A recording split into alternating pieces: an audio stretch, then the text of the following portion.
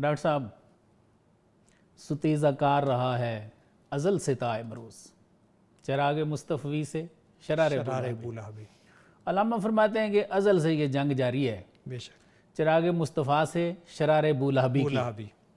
تو سر یہ ارشاد فرمائیں کہ کفر اسلام کی مخالفت تو سمجھ آتی ہے کہ وہ اور ہیں ہم اور ہیں، ٹھیک ہے، لیکن اولیاء اللہ کی تو مخالفت مسلمان بھی کرتے ہیں، ٹکا کے کرتے ہیں، ٹھیک ہے۔ اب تو یہاں تک لوگ کہنا شروع ہو گئے ہیں، کہتے ہیں یہ اسلام کے ساتھ ایک الگ مذہب ہے۔ اس پہ ویسے ایک پروگرام ہونا چاہیے کیونکہ تمام صوفیوں نے اس کو شریعت سے بنایا ہے، بالکل ایسے۔ لیکن مولوی جو ہے وہ کہتا ہے نہیں جی شریعت صرف ہمارے پاس ہے، تو یہ تو باہر ہے اس سے۔ یہ متوازی دین، یہ متوازی دین ہے۔ آج کل تو وہ کیا نام ہے ان کا، وہ گامدی صاحب نے اس پہ ایک ویڈیو بنائی ہے، وہ کہتے ہیں جی اس کا اسلام سے کوئی تعلق نہیں، یہ ایک پیرلل دین ہے۔ استغفر اللہ۔ اللہ اکبر۔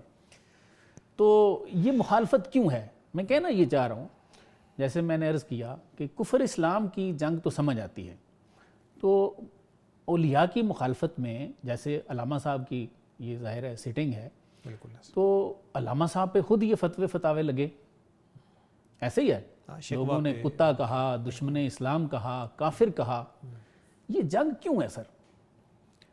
دیکھیں ایک بات تو بڑی واضح ہے، جیسے آپ نے خود یہ شعر پڑھ کے بھی جواب دیا کہ، اور یہ بنیادی طور پہ اس کے پیچھے سورہ بنی اسرائیل کی آیت ہے کہ قل جاء الحق وزہق الباطل ان الباطل کان زہوقا، ٹھیک ہے، کہ حق آ گیا باطل مٹ گیا، اور باطل مٹنے کے لیے ہی ہے۔ بالکل صحیح۔ اور دوسرا عربی میں ایک مقولہ ہے کہ تُعْرَفُ الْأَشْيَاءُ بِأَضْدَادِهَا، کہ اشیاء کو ان کی ضدوں سے پہچانا جاتا ہے۔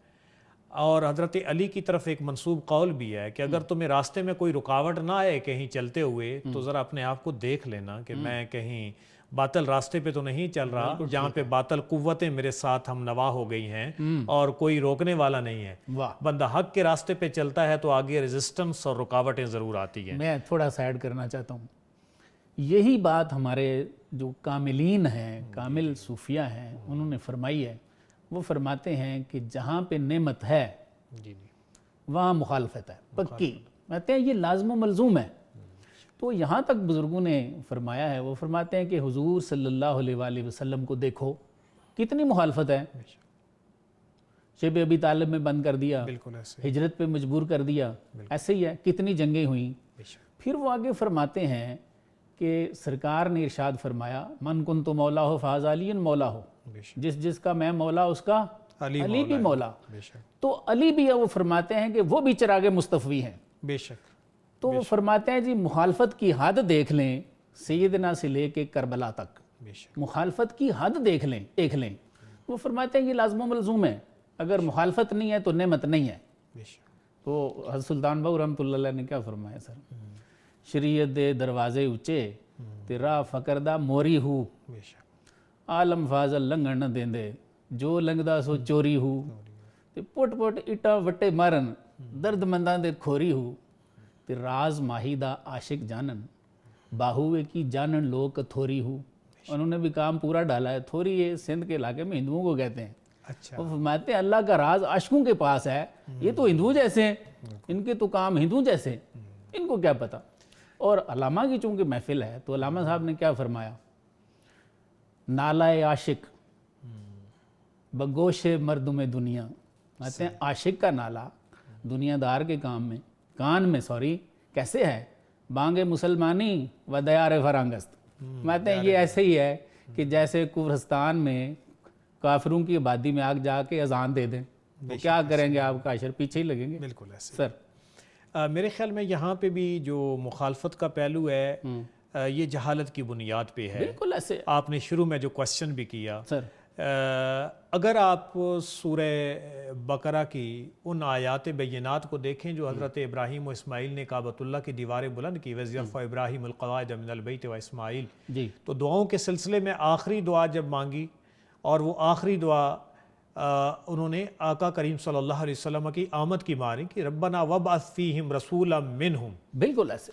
اب یہاں پہ آپ دیکھیں تو ذرا سمجھنے کی بات ہے، اور پہلے ہم خود ریسرچ میں آج بچوں کو یونیورسٹی میں پڑھاتے ہیں، لٹریچر ریویو پہلے کریں تاکہ پتہ چلے کہ اس پہ لٹریچر کہاں پہ سٹینڈ کر رہا ہے. تو مجھے حیرت ہوتی ہے ان ڈاکٹرز اور ان جدید پروفیسرز کے اوپر کہ وہ ان تفاسیر میں نہیں دیکھتے کہ اس میں جو دعا مانگی گئی تھی ربنا وابعث فیہم، ایک تو رسول کریم کی آمد کی دعا مانگی گئی، ٹھیک ہو گیا، یتلو علیہم آیاتک، جو ان کو تیری آیتیں تلاوت کرے.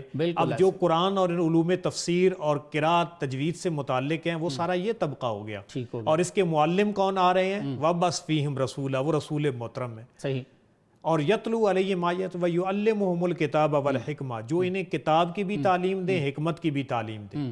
اب یہ تعلیم کتاب اور حکمت سے مراد سنت خیر الانام میں جسٹس پیر محمد کرم شاہ صاحب الازہری نے یہاں پہ اس کو پروف کیا ہے کہ اس حکمت سے مراد سنت رسول ہے قرآن کے ساتھ.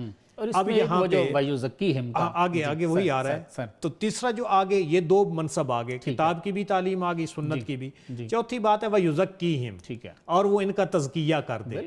اب آپ تمام مناہج تصوف اٹھا کے دیکھ لیں ان تمام. اچھا اب آگے ایک اور بڑی حکمت کی بات ہے کہ اللہ تعالیٰ نے 151 جو سورہ بقرہ کی، یہ 129 ہے سورہ بقرہ کی دعا، اس کی جو اجابت ہے وہ 151 کے اندر ہے، دوسرے پارہ میں، کما ارسلنا فیکم رسولا منکم. سبحان اللہ. کہ اللہ نے فیصلہ کر دیا کہ تم میں سے رسول بھیجے گا. حضرت ابراہیم کی دعا پوری کی. بالکل ایسے. لیکن اس میں ایک ترتیب فرق کیا گیا ہے. آج اگر یہ مخالفت کرنے والے لوگ اس ترتیب کو سمجھ لیں تو ان کے اعتراضات ختم ہو جائیں. صحیح. اب ادھر کہا جا رہا ہے کہ یتلو علیکم، یہ ساری چیزیں آگے بعد میں کہ اللہ نے فیصلہ کر لیا کما ارسلنا فیکم رسولا منکم یتلو علیکم آیاتنا ویزکیکم، کہ وہ آیتیں تلاوت کرے گا اور پہلے تمہارا تزکیہ کرے گا، اور تعلیم کی بات بعد میں کی. یہ سمجھنے والی ہے. وَيُعَلِّمُهُمُ الْكِتَابَ وَيُعَلِّمُكُمُ الْكِتَابَ وَالْحِكْمَةَ، اور ایک ایڈیشنل چیز کی کہ وَيُعَلِّمُكُم مَا لَمْ تَكُونُوا تَعْلَمُونَ، جو بھی نہیں ہے وہ ان کی تعلیم دیں گے.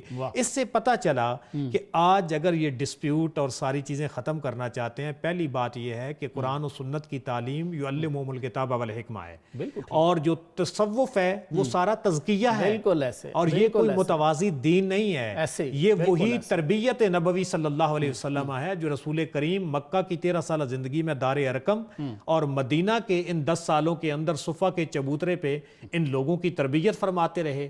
اور ان تمام چیزوں کو، اور پھر جو تصوف کے اندر مناہج ہیں، رسول کریم خود حرا کی خلوتوں میں موجود رہے. بالکل. اور ان تمام چیزوں کے بعد اللہ تعالیٰ نے کرم فرمائی کی، اتر کر حرا سے وہ سوئے قوم آیا، خلوت گزید مدت جز خیشتن کسرہ ندی، تو اتر کر حرا سے وہ سوئے قوم آیا، ایک نسخہ کیمیا ساتھ لایا. بالکل ایسے.